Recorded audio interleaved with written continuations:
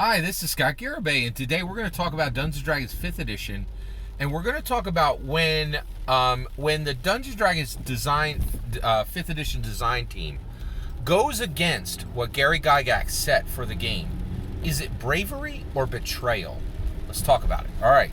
So one of the things is this question is very much being answered by Star Trek right now. So Star Trek was created in 1966 by Gene Roddenberry, and he brought this very specific vision of the world forward. And he said, hey, in the future, humans will go out, explore space, right? He painted this worldview of the future of humanity as positive, like saying, hey, we as humans will go out, we'll explore space, and we will do this in a heroic manner. And humans have a future of goodness in space, of beneficence in space. And humans can when they collectively gather together, they can do great and wonderful things together. The future of humanity is hopeful, right? Now that was Gene Roddenberry's vision, right? And Gary Gygax, he had a vision for Dungeons & Dragons as well. His vision was, I made essentially, this is me, this is my opinion, okay? I think he said, I've created a new system. In that system, you will be able to merge gaming and art and literature, right? And even thespianism together into one system. But this simulation of any world you wish in a fantasy realm, where you can explore being in the body, being in the mind, being in the soul, being in the presence, being in the identity, being in the entity of another person.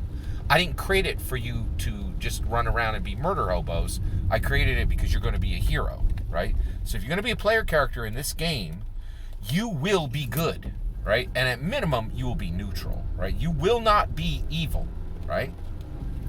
But now that vision is very much being tested by Wizards of the Coast, as they say, nope, we're pulling the alignment off of these sheets. You want to be a murder ho-ho? Go to town. If you want to use this simulator to just murder people left and right and do all kinds of insanely cruel things, we're not gonna pull you to heroism. We're not gonna pull you and say at minimum you need to be neutral, right? Do whatever you want, right? Post alignment D&D. It is where Wizards of the Coast is heading right now. Is it brave or is it a betrayal? Is what Star Trek Discovery is doing brave or betrayal, right? And also, if you think I'm wrong about Star Trek Discovery, listen to this, right? So Gene Roddenberry is like a hopeful future, right? Star Trek Discovery is like Starfleet is into conscription, does eugenics manipulation, and also the main character is the most effective murder hobo I have ever seen. In the first 3 episodes, she gets her captain killed and then kills 8,100 people in Starfleet.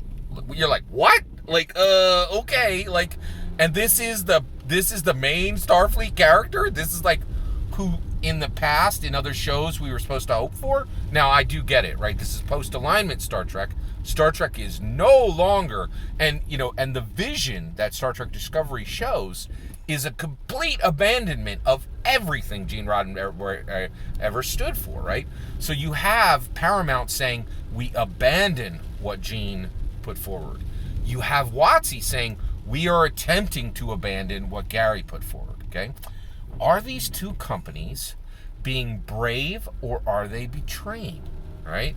The easy answer is betrayal, right? It seems very obvious. If you are completely abandoning what your founder put down, that seems like a betrayal. I don't think it's quite that simple, and here's why, okay? I want Star Trek to continue, and I want Dungeons & Dragons to continue, right? And I can tell you right now, nothing will kill those IPs faster than for them to doggedly, right, without thought, just adhere to everything the founder said and never budge off of it and never say, listen, Gene Roddenberry was a child of the 60s, right? Gary Gygax was a child of the 70s, right? Like, his ideas were coming out of a specific point in time, right? So the reality is, while I'd love to say very easily, this is clearly a betrayal, it's a little more complicated than that, because the reality is both of these properties must be updated for modern audiences, right? And it has to be done in a way that is careful, right? Is careful. They need to balance being able to attract new audience that don't share the values of Gene Roddenberry or Gary Gygax, but at the same time honor the founders. Are they doing that? Are they shifting it just enough, right, to attract new viewers, right, modern viewers, but still show honor and respect to the founders?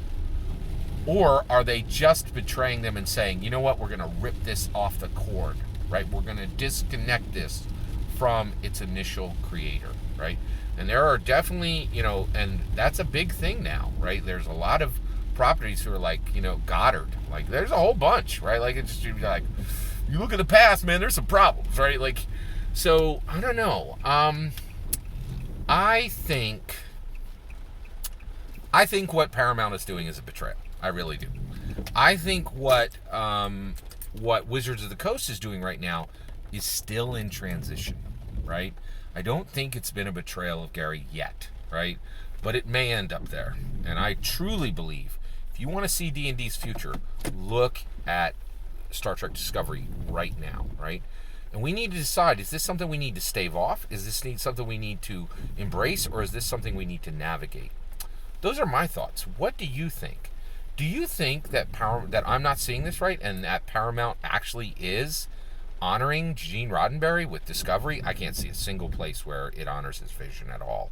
But I'd love to hear, and then also for D&D, can a post-alignment Dungeons & Dragons possibly be reconciled with its founder, Gary Gygax, who put it there for a very distinct reason? I'd love to hear your thoughts. Let me know in the comments below. Please consider liking and subscribing, and have a wonderful millennium.